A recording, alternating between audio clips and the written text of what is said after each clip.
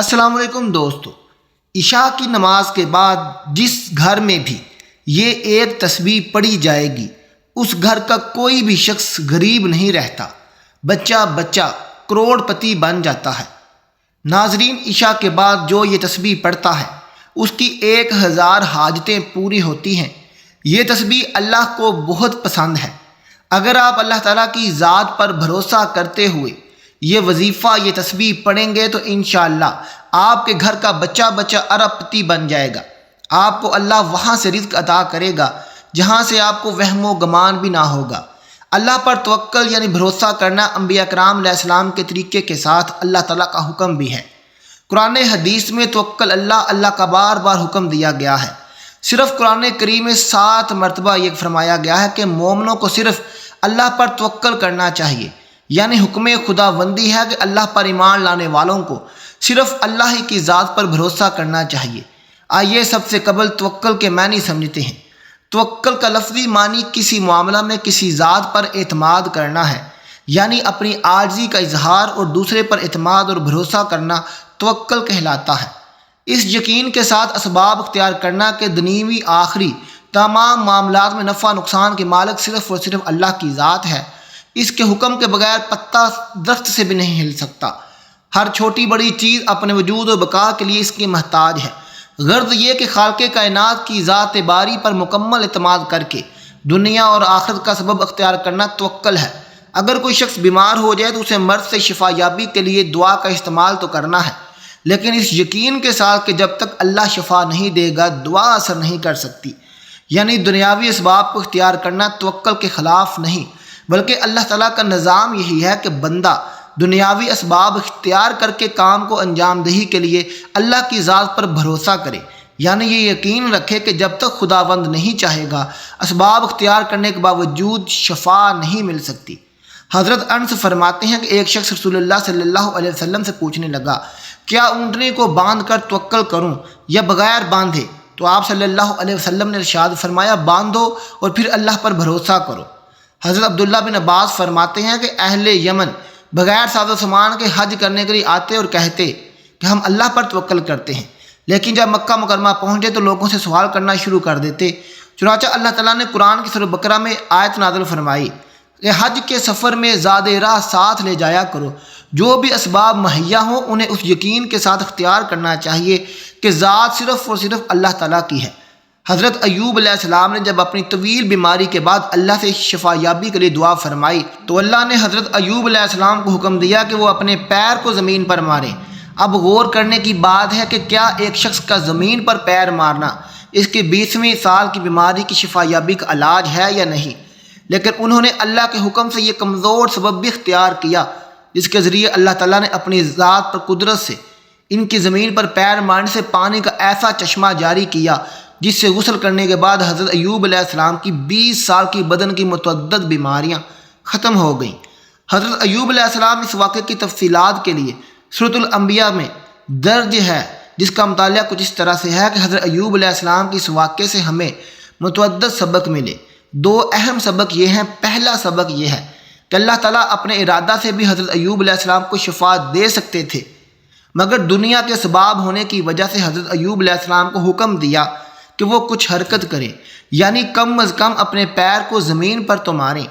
دوسرا سبق یہ ہے کہ جو بھی اسباب مہیا ہو ان کو اس یقین کے ساتھ اختیار کرنا چاہیے کہ اللہ کی قدرت اور حکم سے کمزور اسباب کے باوجود کسی بڑی سے بڑی چیز کا بھی وجود ہو سکتا ہے۔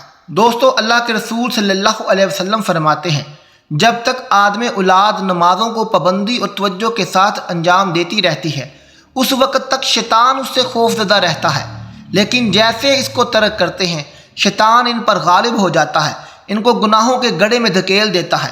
سب نمازوں کی محافظت کیا کرو اور بالخصوص درمیانی نماز کی۔ اللہ کے حضور سراپا نماز ہر عاقل بالغ ادب نیاز بن کر قیام کیا کرو، مسلمانوں پر فرض ہے۔ بے شک نماز مسلمانوں پر فرض ہونے کے ساتھ ساتھ عام طور پر اسلام کی سب سے اہم عبادت ہے، مگر افسوس نئی نسل نماز کے معاملے میں بہت کوتاہی کرتی ہے، نماز سے کوسوں دور نظر آتی ہے۔ ہماری مساجدوں پر جوان لوگ نظر ہی نہیں آتے۔ ہمیں چاہیے کہ خود نماز کی پابندی کریں، ساتھ میں اپنی نسل کو بھی نماز کا پابند بنائیں۔ اللہ پاک ہم سب کو پابندی سے نماز پڑھنے کی توفیق دے، آمین ثم آمین۔ ناظرین، آج جو تسبیح میں آپ سے شیئر کروں گا آپ نے نماز عشاء کے بعد پڑھنی ہے۔ نماز عشاء کو پڑھنے کے فائدے جانیے تاکہ ہر مسلمان اس نماز کو پورے دل سے پڑھے۔ نماز عشاء کے بعد جو یہ تسبیح پڑھتا ہے اللہ پاک اس کی 1000 حاجتیں پوری کرتا ہے۔ یہ تسبیح اللہ کو بہت پسند ہے۔ نماز کی اہمیت کا اندازہ اس بات سے لگا لیں کہ آپ صلی اللہ علیہ وسلم اس وقت تک باجماعت نماز ادا کرتے رہے جب تک مسجد آنے جانے کی جسمانی قوت باقی رہی۔ اس کے بعد نکاحت پڑھنے کی وجہ سے مسجد میں نہ آ سکے۔ آپ کی جگہ حضرت ابوبکر نماز پڑھتے رہے۔ جمعرات سے لے کر آتوار تک آپ صلی اللہ علیہ وسلم سخت بیمار رہے۔ پیر کا دن آپ کی زندگی کا آخری دن تھا، اس دن آپ کی وفات ہوئی۔ اسی دن فجر کی نماز کے بعد آپ اپنے حجرہ کا پردہ ہٹایا اور الوداع نگاہ سے صحابہ کرام پر نظر ڈالی۔ اس کی منظر کشی حضرت انس نے کی ہے۔ فرماتے ہیں آپ صلی اللہ علیہ وسلم کے مرض الموت میں ابوبکر صدیق نماز پڑھاتے تھے۔ پیر کے دن جب لوگ نماز میں صف باندھے کھڑے ہوئے تھے تو آپ صلی اللہ علیہ وسلم حجرہ کا پردہ ہٹا کر کھڑے ہوئے ہماری طرف دیکھ رہے تھے۔ آپ صلی اللہ علیہ وسلم کا چہرہ گویا مصحف کا ورق تھا۔ آپ مسکرا کر ہنسنے لگے۔ ہم اتنی خوشی ہوئی کہ خطرہ ہو گیا کہ کہیں ہم سب آپ کو دیکھنے میں ہی نہ مشغول ہو جائیں اور نماز توڑ دیں۔ ابوبکر رضی اللہ تعالیٰ عنہ الٹے پاؤں پیچھے ہٹ کر صف کے ساتھ آ کر ملنا چاہتے تھے۔ انہوں نے سمجھا کہ نبی صلی اللہ علیہ وسلم نماز کے لیے تشریف لا رہے ہیں، لیکن آپ نے ہمیں اشارہ کیا کہ نماز پوری کر لو، پھر آپ نے پردہ ڈال دیا۔ اسی دن آپ صلی اللہ علیہ وسلم کی وفات ہوئی۔ یقیناً نماز آنکھوں کی ٹھنڈک ہے۔ آپ صلی اللہ علیہ وسلم کو اپنی امت کے لوگوں بالمخصوص اپنے صحابہ کو آخری بار حالت نماز میں دیکھ کر کتنی خوشی ہوئی ہوگی اس کا صحیح اندازہ لگانا مشکل ہے، لیکن آپ صلی اللہ علیہ وسلم کی مسکراہٹ اس بات کی دلیل ہے کہ اس منظر نے آپ کو غیر معمولی طور پر متاثر کیا تھا۔ آپ صلی اللہ علیہ وسلم کا زندگی کا آخری مرحلے میں نماز کی حالت میں دیکھنا اس بات کا پیغام تھا کہ نماز سے بڑھ کر کوئی دولت نہیں اور نماز سے زیادہ کوئی عمل قابل رشک و ستائش نہیں۔ ناظرین، جب بھی عشاء کی نماز پڑھیں تو یہ کلمات پڑھ لیا کریں۔ اول و آخر 7 بار درود شریف پڑھیں۔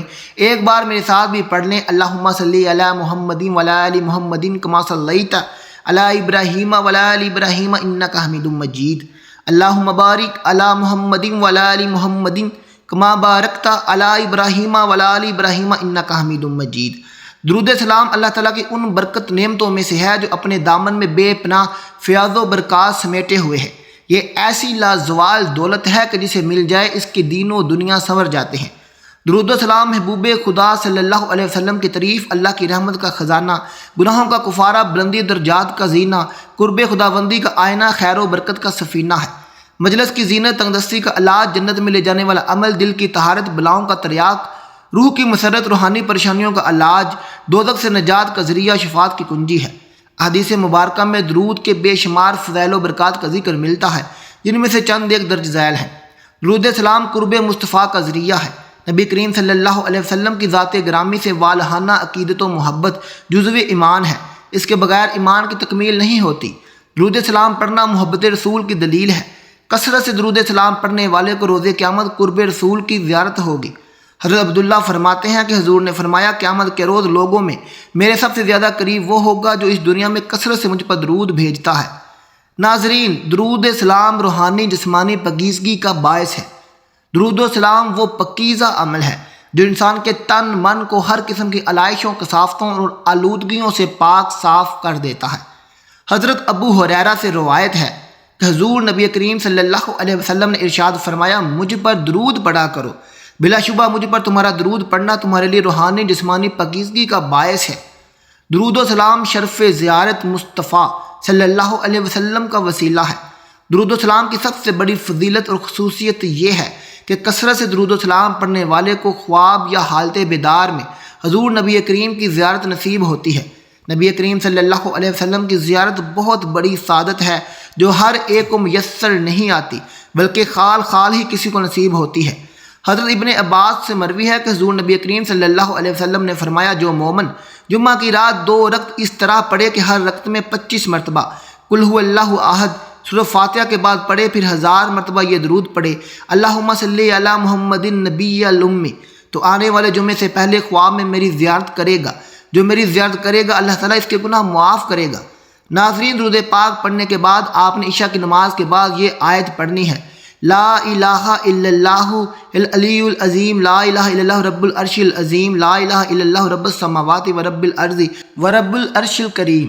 اس کا ترجمہ: اس کے علاوہ کوئی معبود نہیں جو بڑا عظیم اور بردبار ہے، اللہ کے علاوہ کوئی معبود نہیں جو عرش عظیم کا مالک ہے، اس اللہ کے علاوہ کوئی معبود نہیں جو زمین و آسمان اور عرش کریم کا رب ہے۔ حضرت عبداللہ بن عباس سے روایت ہے کہ رسول اللہ پریشانی کے وقت یہ دعا پڑھا کرتے تھے: لا الہ الا اللہ العلی العظیم الحلیم، لا الہ الا اللہ رب العرش العظیم، لا الہ الا اللہ رب السماوات و رب الارض و رب العرش الکریم۔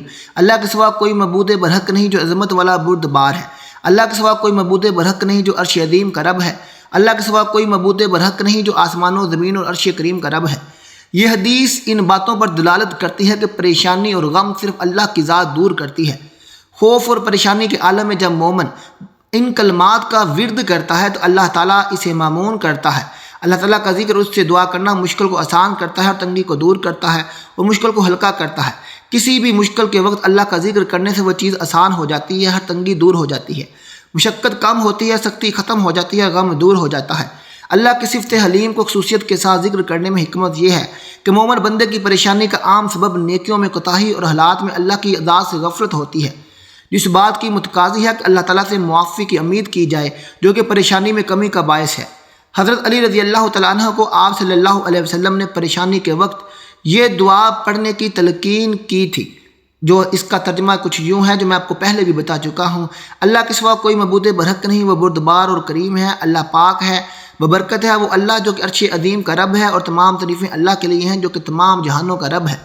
حضرت انس فرماتے ہیں کہ رسول اللہ صلی اللہ علیہ وسلم پریشانی کے وقت یہ دعا پڑھتے تھے: یا حیّ یا قیوم برحمتک استغیث، اے زندہ اے قیوم میں تیری رحمت کے ساتھ مددگار ہوں۔ تو ناظرین، نبی کریم صلی اللہ علیہ وسلم کرب اور پریشانی کے وقت یہ دعا فرماتے تھے، اسے دعائے کرب کہتے ہیں۔ وہ دعا جو آپ کی ہزاروں حاجات کو پورا کرے، یہ بہت ہی پر اسرار تاثیر دعا ہے۔ ناظرین، ان کلمات کی آپ نے ایک تسبیح پڑھنی ہے عشاء کی نماز کے بعد۔ آپ نے یہ کلمات 101 دفعہ پڑھنے ہیں اور اس کے بعد دوبارہ سے 7 مرتبہ درود پاک پڑھنا ہے جو کہ شروع میں پڑھا تھا۔ یہ دعا ایک اللہ کا اسم اعظم ہے اور اس اسم اعظم میں جس دعا میں پایا جاتا ہے پھر ہو ہی نہیں سکتا کہ وہ دعا قبول ہی نہ ہو، وہ دعا عرش سے جا کر نہ ٹکرائے۔ تو آپ بھی عشاء کے وقت ان کلمات کو لازمی پڑھا کریں۔ ان کلمات کو آپ عشاء کی نماز کے بعد بھی پڑھ سکتے ہیں، فجر کی نماز کے بعد بھی پڑھ سکتے ہیں، بلکہ کسی بھی نماز کے بعد یا کسی بھی وقت پڑھ سکتے ہیں، لیکن آپ کا پاک ہونا ضروری ہے۔ کسی بھی نماز کے بعد پڑھیں گے تو آپ کو بہت اثر ہوگا، عشاء کے بعد پڑھیں تو آپ کا بہت ہی سونے پہ سہاگا ہوگا۔ اللہ تعالیٰ میرا سنانا آپ کا سننا اپنی بارگاہ میں قبول فرمائے، آمین ثم آمین۔ ناظرین، ملتے ہیں آپ سے اپنی اگلی ویڈیو کے ساتھ، اس وظیفے کو لازمی کیجیے گا۔ اللہ حافظ۔